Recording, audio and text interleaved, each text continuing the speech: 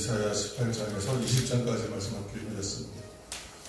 하나님 앞에서와 그리스도 안에서의 삶을 오늘도 살아가시는 사랑하는 성도 여러분, 말씀 가운데에서 하나님 주시는 메시지를 통해서 오늘도 힘을 얻으시고 승리하시기를 예수님 이름으로 축원합니다. 지금 이제 20장 이제 말씀 보시면 이제 구스 문제가 등장합니다. 구스는 이제 애국의 남쪽, 이집트의 남쪽 지역을 말하는데 오늘날로 치면 아마 에티오피아 지역을 이제 말하는 것이다라고 이제 봅니다. 그래서 주로 이제 이 애국의 지배를 받았던 영역이에요, 거기는. 그런데 이 8세기 무렵에는 한시적으로 애국을 거꾸로 통치하는 세력으로 급성장을 합니다. 신흥 세력으로. 그래서 애국을 이제 지배 세력으로 두면서 애국 지역을 이제 좀 아우르면서 이제 아수르한테까지 도전하는 지경까지 이제 되는 것인데, 그런데 결국은 패하죠. 결국은 패하게 됩니다. 근데 당시 이스라엘 사람들에게 있어서 구스는 그래서 가장 먼 곳에 있는 나라다. 저쪽 남쪽 끝에 있는 가장 먼 곳에 있는 나라, 땅끝이다, 이런 개념이 있었던 지역입니다. 구스가. 근데 아버지 아하스에 이어서 왕이 된 히스기야가 하나님이 아닌 세상의 힘을 이제 의지하려고 합니다. 그래서 아버지였던 아하스는 친아수르 정책이었어요. 그래서 아람과 북이스라엘을 견제하기 위해서 친아수르 정책을 폈다면, 지금 히스기야는 친애굽을 통해서 이제 아수르에 대항하는 형국입니다. 이사야 선지자는 이에 대해서 애굽도 구스도 아니라 하나님을 의지해야 된다고 이제 강변하고 있는 거예요.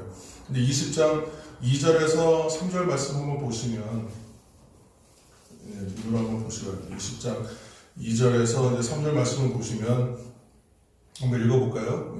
20장 2절 3절입니다. 2절. 그때 여호와께서 아모스의 아들 이사야에게 말씀하여 이르시되, 갈지어다 내 허리에서 배를 끌고 내 발에서 신을 벗을지니라 하시매, 그가 그대로 하여 벗은 몸과 벗은 발로 다니니라. 여호와께서 이르시되, 나의 종 이사야가 3년 동안 벗은 몸과 벗은 발로 다니며 애국과 구스에 대하여 징조와 예표가 되었느니라. 아멘. 그렇게 의지하는 애국과 구스가 그렇게 도움이 되지 못한다. 하나님은 이제 그 시대에 이제 행하실 때에 하나님은 거대한 역사를 이끌고 가시고 선지자와 예언자들을 통하여 말씀으로 그 시대에 필요한 말씀들을 주신다고 했는데, 말을 듣지 않아요? 말씀이 그 귀에 들어가지 않을 때에는, 예언자의 입을 통해서 안 될 때에는 그들의 삶을 통해서 드러내게 하시고, 그것이 좀 더 액센트 있게 할 때는 이제 상징 행동이라고 합니다. 그래서 상징 행동을 시키는데, 이사야에게 이제 그렇게 시키신 거예요. 그래서 이사야가 이러한 하나님의 뜻, 곧 아수르에 대항하기 위해서 애굽이나 구스를 의지하는 것이 아니라 하나님을 의지하라. 이제 그래서 퍼포먼스를 하는 건데, 상징 행동을 하는데 곧 벗은 몸, 벗은 발로 3년 동안 예루살렘을 다니라는 거예요. 그러니까 옷을 벗고 다니는 건 지금도 뭐 거의 뭐 제정신 아닌 사람으로 보지 않겠습니까?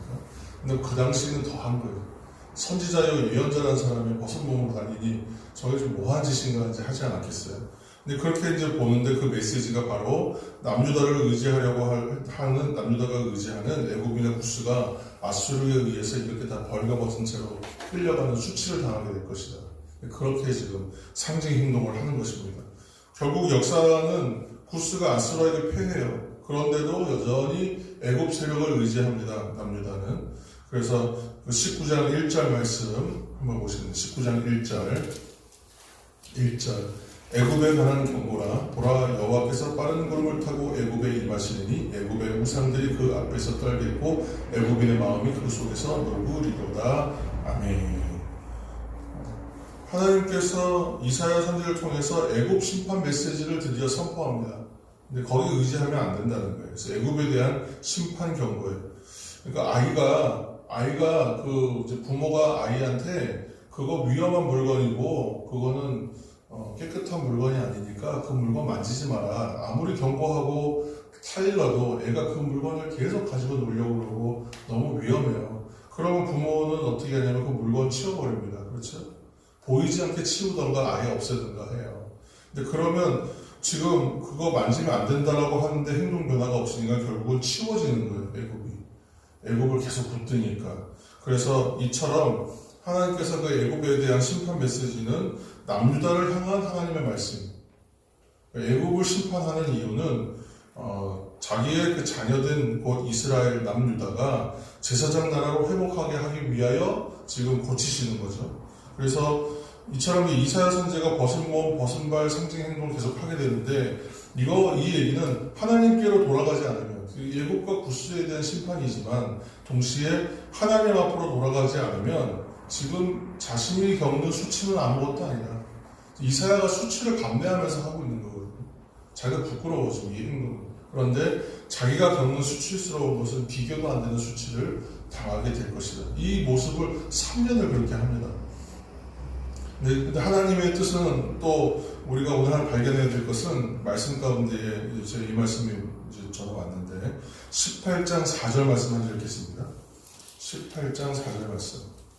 18장 4절 여호와께서 내게 이르시되 내가 나의 처소에서 조용히 감찰함이 쬐이는 일광 같고 가을 더위 위에 운무 같도다. 아멘. 그랬어요. 우리가 하나님께서는 우리의 그 일상과 우리의 삶의 자리들을 바라보실 때에 감찰하신다고 이제 말씀드렸습니다. 감찰하신다는 것은 여기서 살피신다는, 세밀하게 살피신다. 여기서 하나님을 살피실 때에는 그 사랑하는 하나님의 자녀들과 백성의 안색을 살피시는 하나님, 세밀하게 보시는 건데, 지금 여기 앞에 표현 보면 조용히 감찰함과 같다 이렇게 얘기했어요. 그러니까 하나님께서 역사를 이끌어가는 방식이 어떤 것인가를 지금 이 말씀 통해 보여주시는 거예요. 하나님께서는 분명히 때가 차기를 기다리시거든요. 어떤 일이 이루어질 때까지는 때가 차야 됩니다. 하나님의 시기와 시점이 맞아 들어가는 시점까지 시간이 필요해요. 근데 하나님께서 어쨌건 반드시 이루시는 하나님이잖아요. 그건 언제인지 우리 때와 시는 잘 알지 못하지만 하나님이 시점에 이르기까지는 하나님은 조용히 살피시는 하나님이라는 거예요. 그러니까 하나님이 지금 주무시는 거나 졸거나 하지 않으시는 하나님, 하나님이 결코 쉬지 않으시는 하나님, 일을 하지 않는 하나님, 무관심하신 하나님이 결코 아닙니다. 그러니까 하나님께서 내 기도에 대해서, 내 일상에 대해서 간섭하지 않으시고 왜 반응하지 않으시고 응답하지 않으시는가, 우리 그렇게 생각할 수 있어요.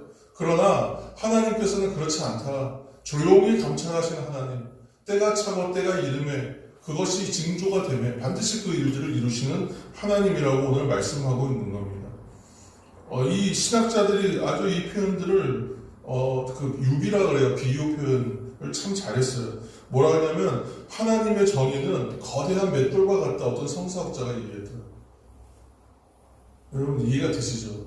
거대한 맷돌 같아요. 그래서 악인을 어떻게 하냐면 맷돌 넣고 갈아버리는데 굉장히 과격한 표현인데, 그런데 왜 그 악인들의 망함을 우리가 보지 못하는가? 하나님의 거대한 맷돌이다 보니까 이게 맷돌이 천천히 돌아간다는 거예요.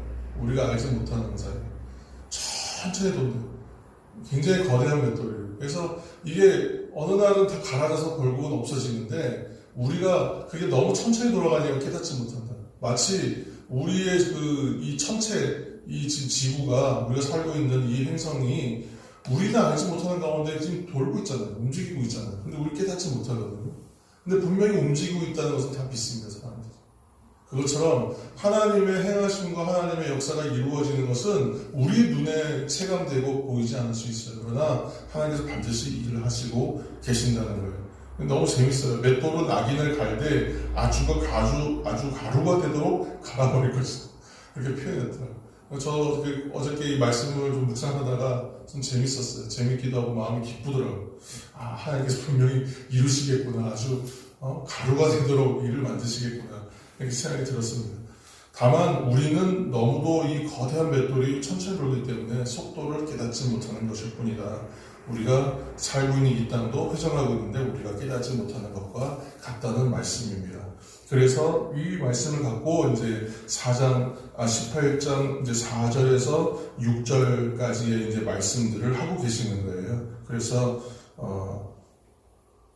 태양빛이 이게 서서히 태양빛으로 인하여 더 이제 서서히 데워지는 거예요. 가을 더위에 숨겨진 구름이 이슬이나 비가 될 때까지 그걸 기다리는 것과 같다. 하나님의 뜻을. 그래서 하나님의 시간과 하나님의 때가 되면 그 일은 반드시 이루어질 것이다. 여러분 이 말씀을 기억하시기 바랍니다. 이 말씀들은 구스와 애국 곧 열방을 향한 말씀이지만 이 또한 하나님의 백성을 있어야 할 자리, 하나님께로 돌아오기 하기 위한 심판의 말씀이기 때문에 이것은 우리에게 여전히 복음이 되고 이것은 은혜의 말씀이 되는 것입니다. 이처럼 하나님의 때에 하나님의 일은 반드시 이루어집니다. 반드시 이루어질 줄 믿습니다. 그래서 말씀의 은혜로 또 이 하루를 시작하시고 또 오늘 기도로 심어가시는 그런 은혜의 하루가 되시기를 예수님의 이름으로 축원합니다. 함께 기도하며 나가겠습니다.